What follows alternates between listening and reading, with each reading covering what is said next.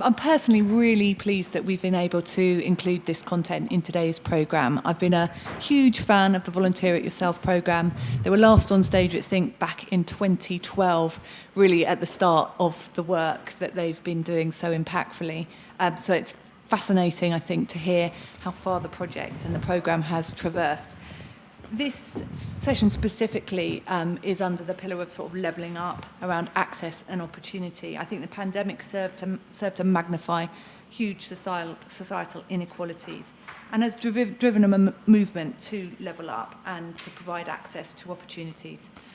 Collaborative working and innovative thinking can play a pivotal role in helping to achieve this.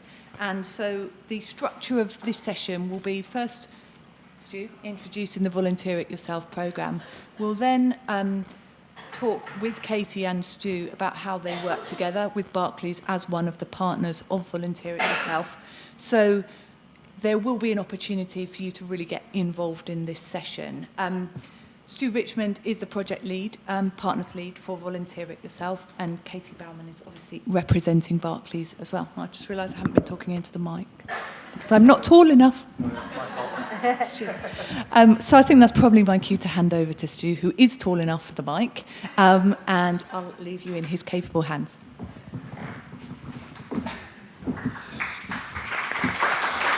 Great, thank you. So it's probably slightly small for me, but hey. So I think first off, and thank you all for coming to join. First off, I think it's probably pretty important just to give you a bit of background about who VIY or Volunteer It Yourself are. Volunteer It Yourself, or VIY as we call it amongst the team, is exactly what it says. It's volunteering and DIY. So as Kat said, it was started around 12 years ago with Tim and Ed, who set up the company with an idea to refurb a community space in Streatham, and ultimately looking at young people to do the work and in the process gain skills and qualifications. So a kind of a dual purpose program. That's obviously developed quite a long way over the last 10, 11, 12 years. And it's all about getting those young people learning construction trade skills, renovating and transforming community spaces, and getting those trade skills in the process. To date, there's been about 700 projects. I would say they're more heavily skewed towards the back end of probably the last 3 or 4 years, where our funding model has changed quite a lot.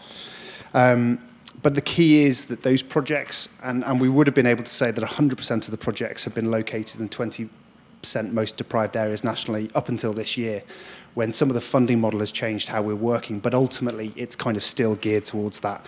And there's probably 95 to 99% of the projects we work in are really deprived areas. We work with about 13,000 young people over the course of the last 12 years. And I think the kind of key bit of that is the types of young people that we're working with, the areas that we're working with, and kind of trying to get young people who are disenfranchised with the education system ultimately to take part in a community project, which sounds relatively straightforward, but it can be really challenging. In terms of where our projects are situated, so the vast majority are in community spaces, so about 40%. And I was talking to Kat a couple of days ago. It's really hard to justify, where these projects necessarily take place.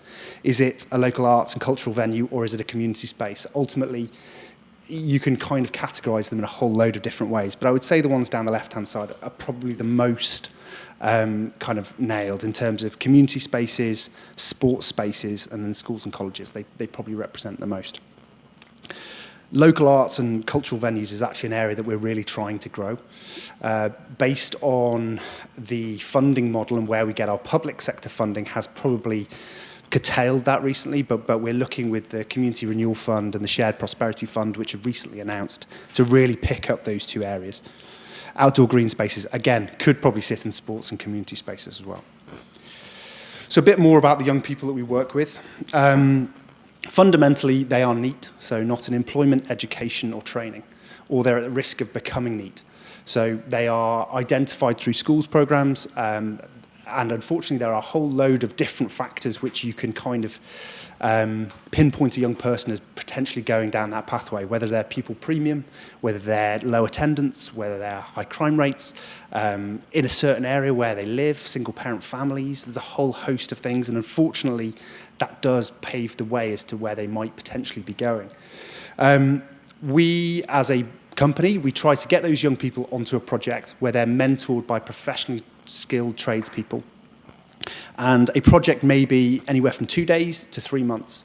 The shortest city and guilds that we do is 2 days health and safety, but we'll also look at a kind of 3-month project where a young person might get 2 or 3 trade skills in construction, in carpentry, in plastering and plumbing, a whole host of things that we can work with them on. So to date, about 5,500 young people have gained an entry-level 3 city and guilds through our programme. And that is a skills qualification that they get a certificate for. We are an assessed City and Guilds accreditor, so we judge the young people on day 1 and then we judge them when they finish. Over the course of our kind of lifespan, we've worked with a whole host of construction and trades people, and we have 1,000 mentors, so people who donate their time from places like Travis Perkins, Dulux, Wix in our previous partnership. And our goal with working with brands is ultimately to get these young people on a journey where they're disenfranchised with the education system, they're learning on the job, they're getting professional trade skills, and the goal is to try and get them into long-term professional jobs, whether that's in the construction industry or whether that's through our partners, and trying to get them work experience and apprenticeships is fundamentally the goal. And probably over the last 2 or 3 years, we've started to target how much we're going to do. So 20% is our target. We're probably about 15 or 16% at the moment, but the goal is to get as many of those young people after 6 months of being part of the program into a job. Where we get our young people is, I guess, key. So about 90% of the young people that we work with are NEET or at risk of becoming NEET. So they're disenfranchised with the education system. They're dropping out. They're falling to crime. They're not attending schools. And that is the real reason that the VOY existed. The vast majority of the young people that we work with are aged 14 to 19 by ultimately being dropping out. But we do work with kind of older young people, as we would consider them. We've got 16% of our young people with a physical disability, and I think 37% currently or previously qualifying for free school meals. Probably the stat that I would say we're most proud of is this next stat, which is the breakdown between male and female. It looks like it should be 50% each. You know, we should be attracting the same level of young women and men to a project as we can. Ultimately, the construction industry is about 1.4% of female participants. So representing 32% is actually quite a big margin gap. And I think there's a whole host of really great campaigns like the 5% Club, which is around the construction industry, which is trying to get that stat up. We work with partners like Persimmon Homes and Wix and Travis Perkins, who are ultimately looking to take on female apprentices. So that is an area that we're really focusing on. And ultimately kind of plays a part in some of the campaigns that we work. We do all women projects, we do all female mentor projects, and ultimately it's trying to create campaigns that really work for us. 23% with a learning difficulty or SEN. Again, it looks like a statistic on a screen, but ultimately we have to have mentors who are well trained in safeguarding, in looking after young people, in making sure that they're doing a job whilst having the young people at heart and having a think about how that works. And probably the last stat, it's definitely not the least valuable, is former youth offenders. We work with Feltham, young correctional institution. We work with a whole range of different correctional institutions around the country to try and get people onto that first ladder. Where do our trade mentors come from? So these are people who are volunteering their time to coach and mentor young people through a process to get a delivery. So getting a project and getting an end result. They tend to come from our trade partners. So Travis Perkins, Wix, Dulux, the Federation of Master Builders, Toolstation, a whole host of others. And they donate their time to be able to coach young people through a process. Probably the most important thing is how we're funded. And I think in terms of levelling up and in terms of this conversation, I think it's really valuable. So we have probably three core pots of funding. There is the public sector funding, which is typically Sport England, National Lottery, Shared Prosperity Fund, Community Renewal Fund, but they are match funded, or they are areas where we have to demonstrate that we're driving other funding to bring to this pot.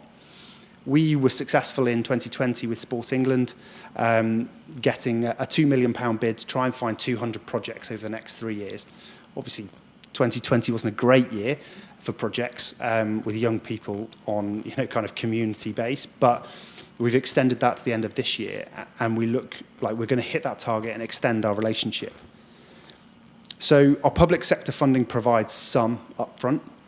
We then have Travis Perkins and Dulux, who provide all of our wood, metal, tools, nails, you name it. Dulux provide us through their CSR program with all of our paint for free. So we turn up to a project typically with a third of funding, a third of the materials, and really great mentors and trade people. But there's something missing from all of that, which is the private sector.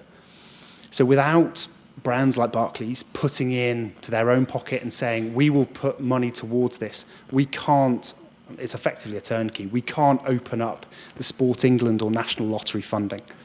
So my role within VIY is ultimately going into market and trying to find businesses and brands who will support us in finding that initial part of cash. It sounds kind of crude that that's such an important part, but fundamentally that gets a project underway. The conversation always starts between myself and a brand about a project. So it's about where we're going to be located, how big is the project, is it a sports facility, is it a music facility, is it a community space? And that tends to be the first 2 weeks of conversation. And almost straight away after that, there are all of the added benefits that come off the side of it. So how many young people are we going to get qualifications from? What new business or startup business or grassroots business are we going to be able to support with HR or coaching or mentoring? How are we going to get the local community to get more young people involved in a sport or a music facility by taking part for the first time? So that's when our youth referral partners kind of come in. So Amber Rooms, so top left of the logos, they are a youth homelessness charity, Catch 22, Careers and Enterprise, a whole host of youth futures, for example, YMCA. That's where we get our young people. So I guess what I'm saying is we were talking about it in probably the first series of today, what a sponsorship is. I guess we don't really look at it as sponsorship. On any project, we will have a minimum of 5 to 6 partners. So when Barclays might come onto a project, they are one of a number of partners on board. They will be supported by Sport England, Travis Perkins, Dulux, Youth Futures, Amber Rooms, and it's a real kind of collective of a whole series of businesses and brands in order to get a really great campaign off the ranks. So I guess kind of coming onto the Barclays conversation, I was talking to Tim, who's the founder, and we've always talked about it in kind of 3 stages. The first bit is a pilot, so getting a brand on board to come on board with us to do a couple of projects. It then turns into a campaign, so how does those first 2 projects turn into multiple? How do we start to look at it as a national program? How do we look at all of the different benefits which we can get off the back of it? And then how do we turn it into a long-term strategic relationship that has long-term goals for both the business and for us so that we can start to plan for the future? So I'm going to click onto a video of the Barclays project. It's part of, I guess it was the second project. We're looking at a number of more this year, and it's a really exciting kind of opportunity, and I'll come back afterwards. What the brand brings that is additional to getting a project up and running, in terms of why Barclays and the value to us. So first of all, it's that turnkey valuable funding. It opens up the match funding from public sector and enables our trade support. So every £1 that Barclays is able to give us, we're able to turn it into 3 of projects. access to professionals, so they bring on board a whole series of coaches, mentors, business mentors for the grassroots facility, as well as that broad range of PR, communications, agency support, marketing, social media, and it gets VIY's name out there for future projects. The opportunity for progressions is absolutely fundamental. As I said, 20% of our young people that come through our program, we're looking to try and get them into a job. So we have to be working with private sector brands like Barclays to make this a really broad relationship. The ambassadors, two things. They drive our reach, but they also get young people really excited about the work that they've done. And then finally, that last one is the campaign side of things. So how do we turn these initial 2 pilot projects into really long-term, meaningful strategic relationships that enable us to do hundreds of projects and touch thousands of young people over the course of 2, 3, 4 years and getting them into that trade skills and profession. So that kind of takes me to the end of just, I guess, introducing who VIY are, and I guess we'll do a bit of a chat and discussion. Please ask questions. I think we are very used to dealing in this kind of environment, particularly in the work that we've done recently with women's football, which I'm hoping everybody knows about. There is definitely a sense of working towards a greater good, and more bodies and more organisations are better than less. And I think this is exactly the same principle here. And I think it's about, for Barclays, how we talk about it is really key for us. It's not about being alongside other partners. That's great, because we know that we wouldn't be able to get some of these projects underway or off the ground without the help of those other partners. It is a collective. But then we are able, and you can't see the film, and you will, hopefully, but we're then able to tell our story about why it's important to us and what it means to us and why we're doing it, alongside other partners, but it's more about the story for Barclays. So sometimes, yes, we want to be the shiny brand that is seen over and above everybody, but in other instances, particularly when it comes to doing purpose-driven stuff, I think we're comfortable. Okay. I'll just grab that back while I ask you the next question.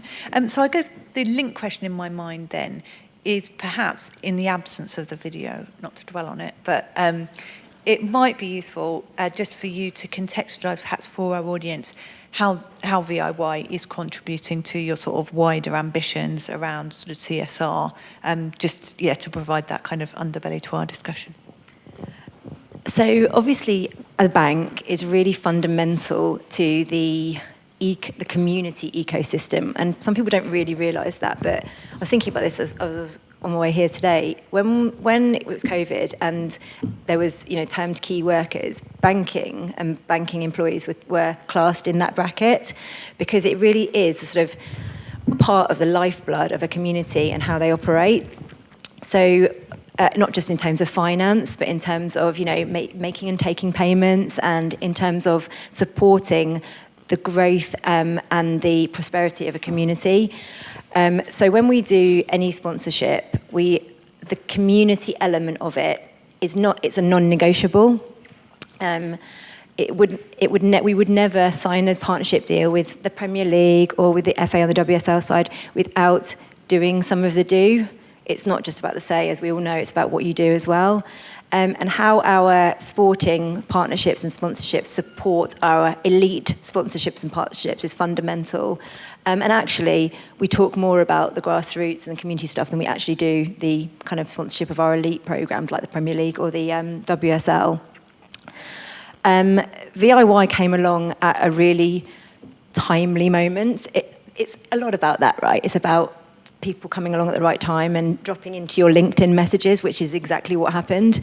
We were in the process of planning a brand new initiative for Barclays called the Barclays Community Football Fund, which was addressing inequalities in young people's access to football in the community.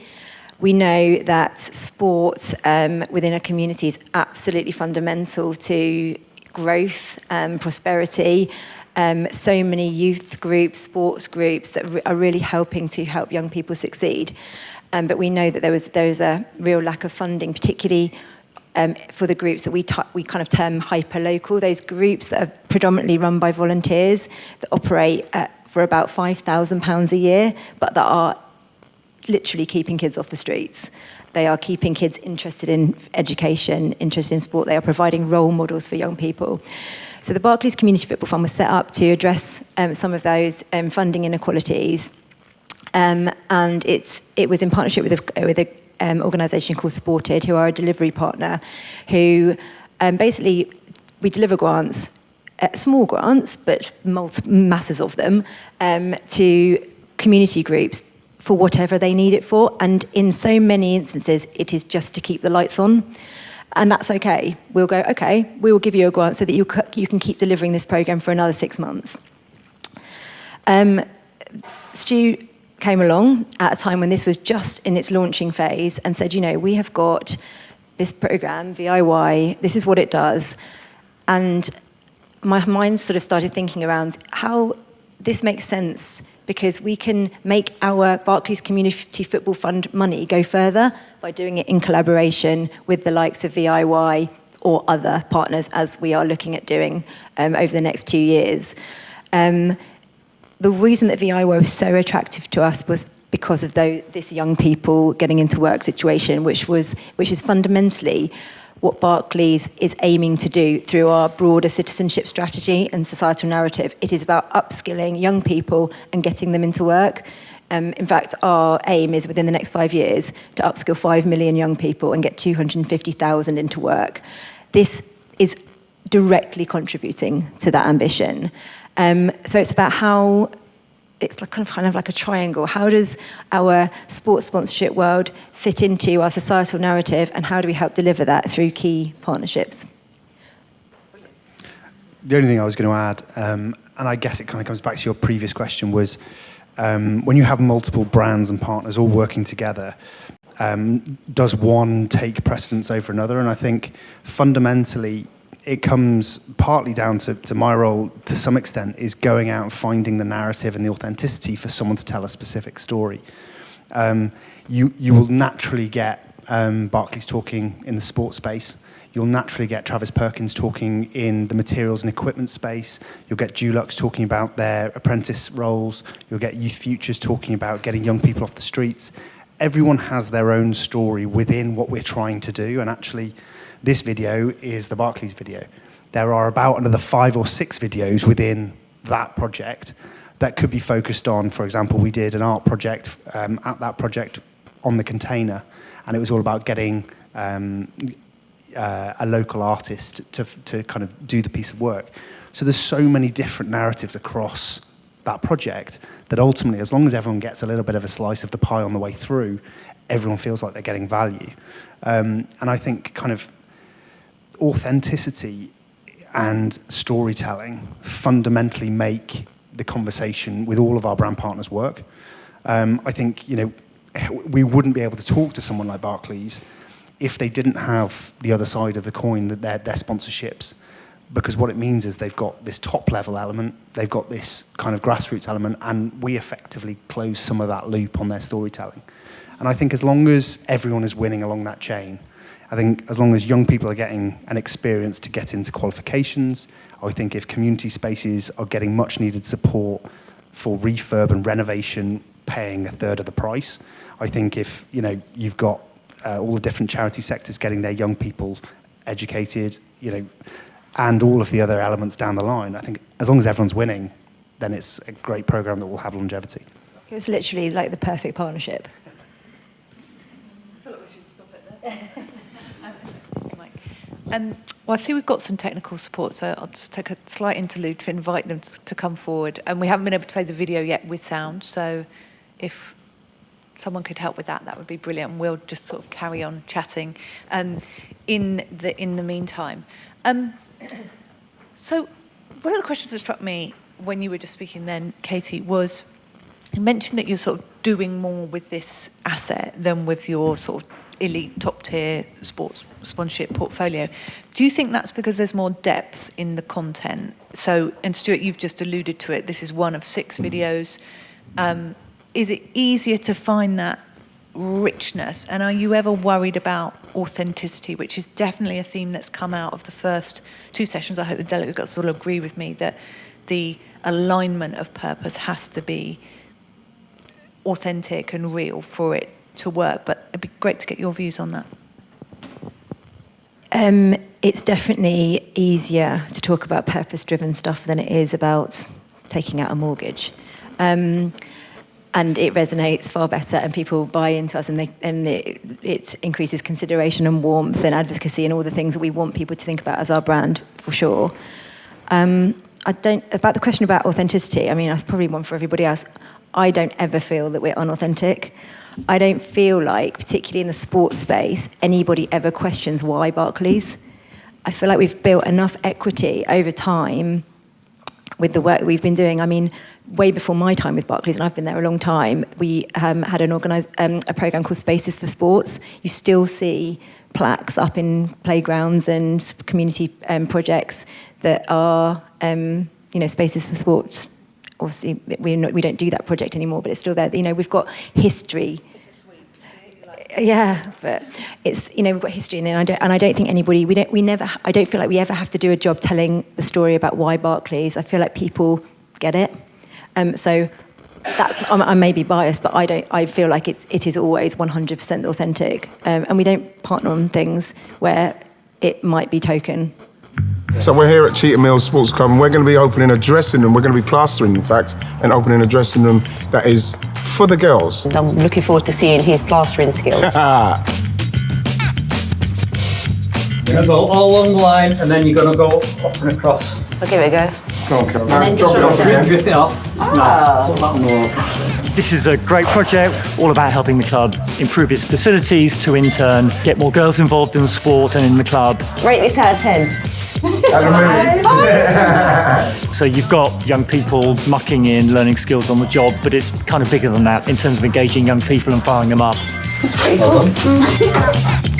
Our changing rooms were just so cold, dingy, or changing in your car. Exactly.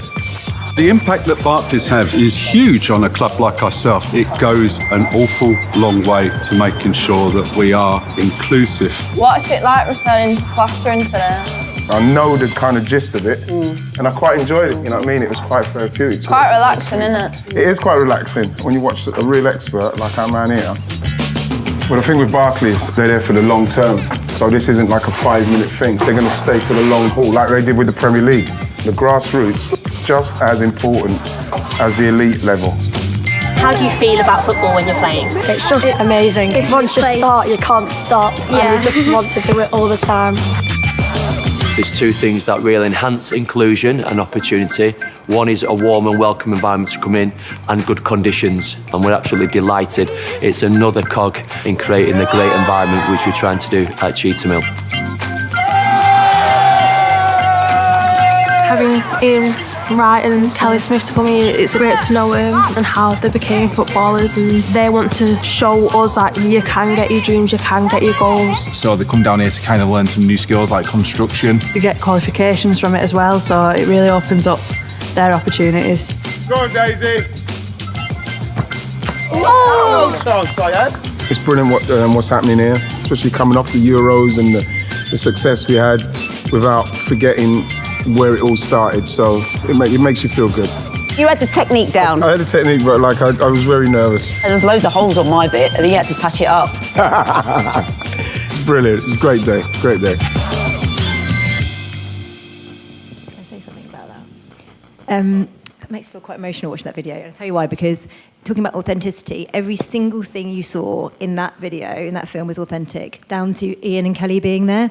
Yes, they're ambassadors, and yes, we pay them, but they feel it, they want it. They are so passionate about creating equal opportunities, particularly for girls. Kelly talked about, what she had for facilities when she was playing. Righty, I don't know if you've seen him, he is like the biggest male ally for women's football that you will ever see, and that is 100% authentic. And why this project and this partnership is so perfect is because it's giving young people the opportunity for the skills. It is creating a new facility that will open doors for other people, but then it's also really something that's really passionate for us. This particular one is about the girls getting the same access as boys. There was a boys' changing room at that club prior to this, not a girls', so the girls had to get changed in the car. And so it is just win-win-win. Brilliant, and I'm really wishing that all delegates can visualise that they saw that about 20 minutes ago. Okay. That's the deal in this. I was just going to say, it's really interesting because I think the other value to that is that, we look at that project as being, an incredible facilities change, but ultimately we had, I think it was something like 26 young people who took part over the course of the process who got, I think there's something like 15 City and Guilds qualifications. And for a lot of these young people, it's the first qualification, it's the first certificate that they're getting. They hold it up high. It's like a boxing belt when they complete it. They hold it up with such pride afterwards. And actually getting people like Ian Wright and Kelly down there changes the way that they think about themselves.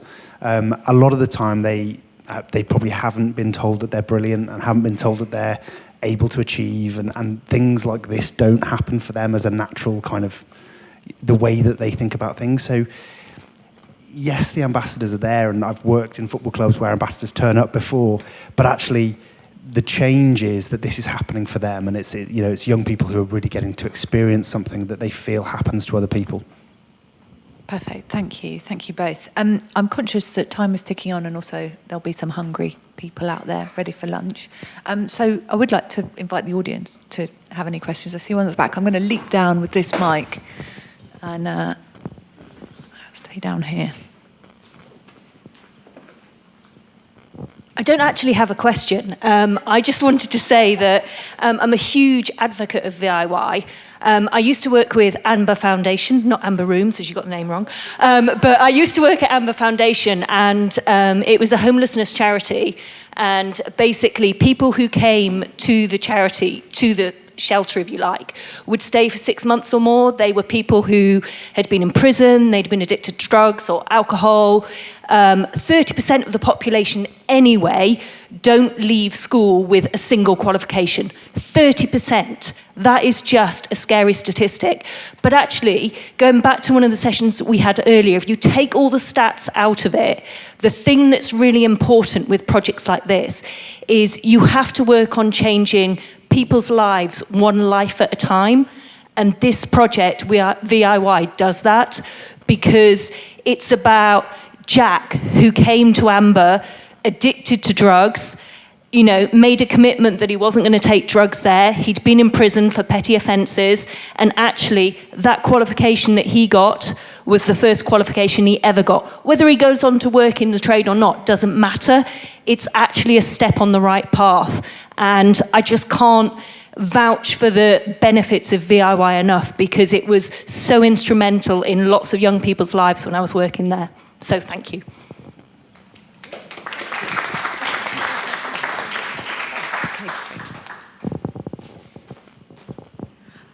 I might be a little bit controversial. Fantastic project. I think it's phenomenal work and changing a lot of young people's lives. But my question really is directed at Barclays. I've been a customer for 45 years. I started with my Super Saver account. And yet just last week, my mum's local branch in Honiton, which is a rural town because she lives in the middle of nowhere, is closing.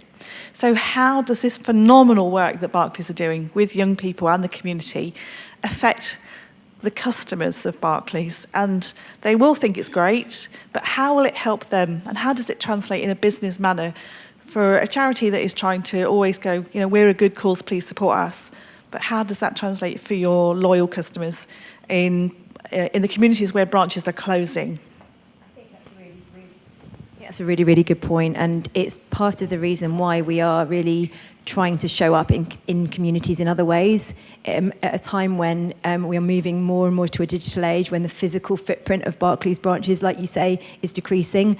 We want to show that we are supporting communities, but not necessarily with physical branches. But in terms of your mum's branch closing, we have got initiatives in other areas that are helping every generation to digital bank. We've got a trained squad, let's call them, of I think 500,000 digital eagles, which go out and help young people right the way through to pensioners to learn how to digitally bank. So we are combating, we hope, the effects or how the communities feel about branches closing through that additional support that they're getting, but also through commitments like this, which are showing that we are still in your communities, we're doing great things in your communities, we may just not have a sign above a shop. Okay, great. Any last questions? Oh, perfect. Hi there. This is a question for Stuart. So you say that your obviously Barclays focus is sport and football, but you're also working on other projects like arts and culture. And so do you find your partners have an influence or an impact on the projects that you choose?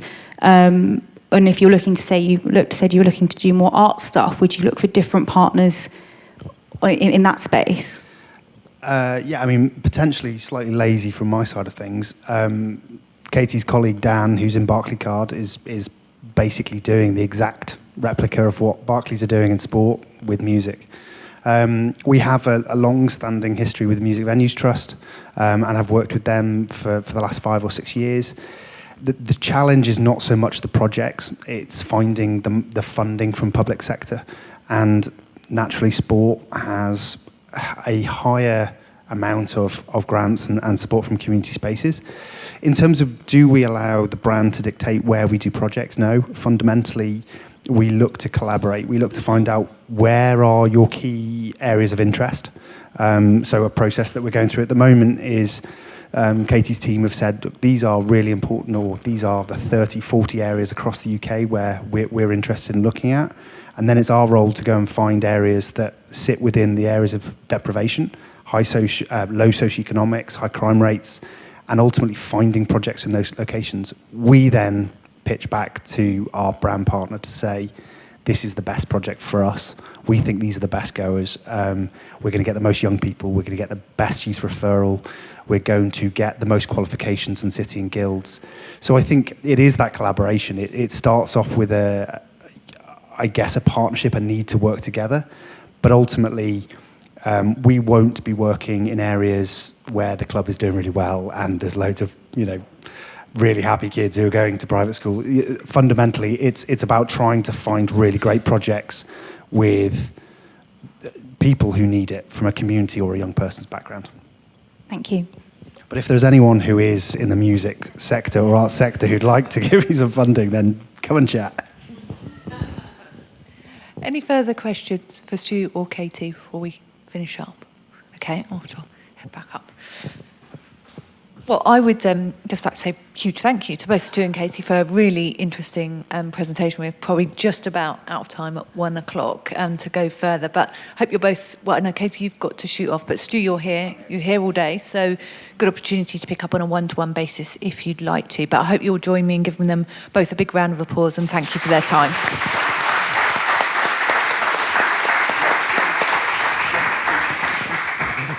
So, next up is lunch. Simple. And you're handily located for it in that it's just taking place on the terrace above you. We've got one little activity over lunch, which is our Think Quiz, which it's not obligatory to take part, but if you're up for a bit of fun, we have planted some quiz questions across the conservatory that are positioned on quite large 1 metre exclamation marks. You might think that makes them easy to find, but I've seen where they've been planted and they're not so easy to find. But essentially, it's just a tool to encourage you to explore the conservatory. So if you have a chance to take part in that, my colleague Lynn will announce it a bit later, then do feel free to take part in it and answer the quiz to be in the chance to win a bottle of champagne and some lovely flutes. So what more could you ask for? So I shall leave you to wend your ways upstairs. Thank you.